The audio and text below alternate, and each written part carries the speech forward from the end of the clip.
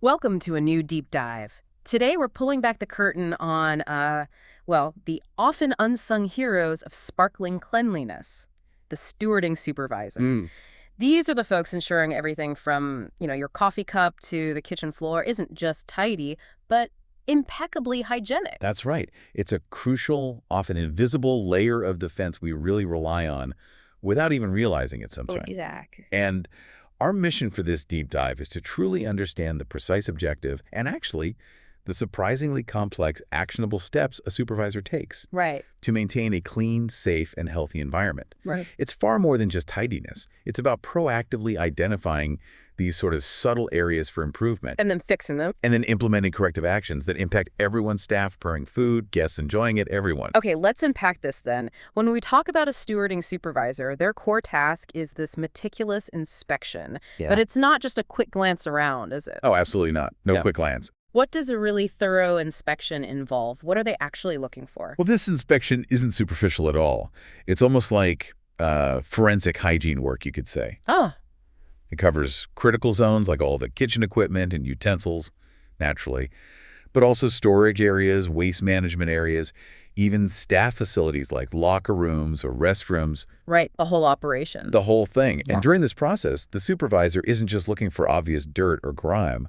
They're actively hunting for, like, the insidious signs of trouble. Such as? Maybe a tiny unseen buildup in a hard-to-reach spot, or an almost imperceptible bad smell that signals poor waste management. Mm-hmm. Or even just subtle signs that maybe a cleaning schedule isn't being followed consistently. It's about anticipating issues before they become actual problems, almost like a detective looking for clues. Okay, so they've zeroed in on those trouble spots, found the clues. But identifying issues is one thing. Actually fixing them, and crucially, stopping them from happening again, that's where the strategy comes in, right? Precisely. That's the next critical step. Once those issues are ID'd, you develop and implement a really robust plan. And what does that plan look like? Is it just like writing down a new cleaning rota? It's more involved. It involves creating incredibly detailed cleaning schedules and protocols, yes, but also providing staff training and education that goes beyond just how to clean. Ah, the why. Exactly. The why behind every step, preventing cross-contamination, using chemicals safely, that sort of thing. It also means ensuring rigorous equipment maintenance and repair. So not just fixing broken stuff, but preventing breaks. Preventative maintenance, absolutely. Mhm. Servicing tools before they pose a hygiene risk, and optimizing supply chain management. Which means more than just ordering soap, I assume. Definitely more. Okay. It's about sourcing the right stuff.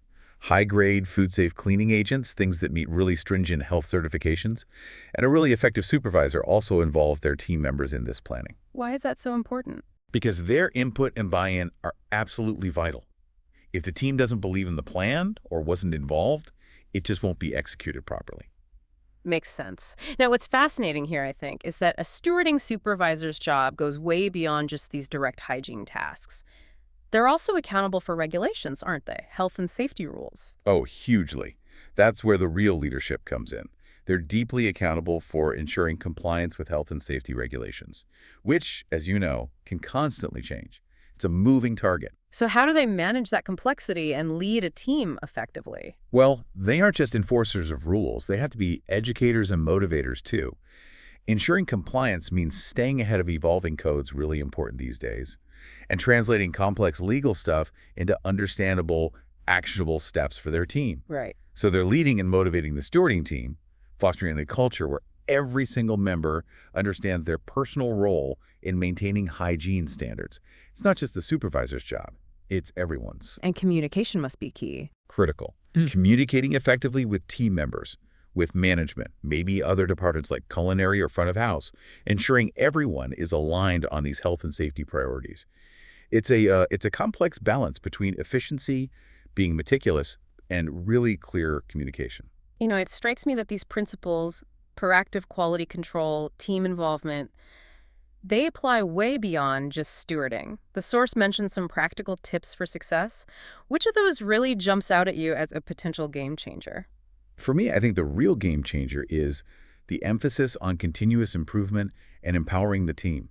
Using a checklist for thorough inspections, that's the foundational, sure, Standard practice. standard practice, but actively involving team members in the inspection process itself, asking for their feedback, their insights, It's transformative. Because they know the tricky spots. Exactly. Yeah. Who knows the nooks and crannies or the equipment quirks better than the people working with them every single day? Documenting findings and actions taken gives you that crucial data for continuous improvement. Yeah. But what truly cements success, I think, is recognizing and rewarding team members for their contributions. It turns hygiene from just a task into like a shared mission. It fosters real ownership. So ultimately, it seems like by meticulously following these steps, a stewarding supervisor is doing far more than just, overseeing cleaning. Much more. They're ensuring an environment meets the absolute highest standards of cleanliness and hygiene, and that directly contributes to the safety, health, and frankly, the peace of mind for both staff and guests. It really is a foundational role. Absolutely. Think about it. Just one seemingly minor oversight, maybe in waste segregation or a single piece of equipment that wasn't properly sterilized. The potential impact is huge. It could have significant public health implications. So the diligent work of that stewarding supervisor, it creates this vital, invisible shield of safety. So what does this all mean for you listening? Well, next time you're enjoying a meal out or even just stepping into a really well-maintained public space, maybe take a moment. Consider that unseen network of diligent quality control and hygiene protocols working behind the scenes. These efforts are absolutely vital for our well-being and our trust. And they're often taken for granted until they aren't there. That's right. Perhaps it makes you wonder, what other invisible guardians, what other unseen systems are ensuring the smooth, safe operation of the world around us every day? Something to think about.